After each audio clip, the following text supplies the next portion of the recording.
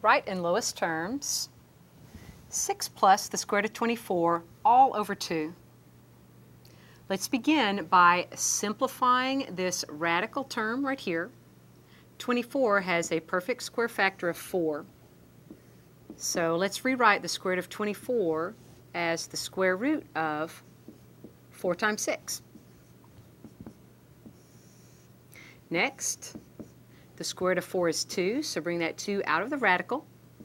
6 stays underneath. We've got a 2 in the denominator. Now, both of these terms in the numerator are over that 2. And let's notice that the coefficients of our terms in the numerator are even numbers.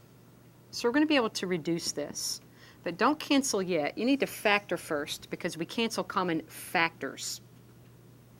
Out of the top, let's pull a common factor of 2 and rewrite that as 2 times 3 plus the square root of 6 all over 2. And now we can see those common factors. We've got this written as a product.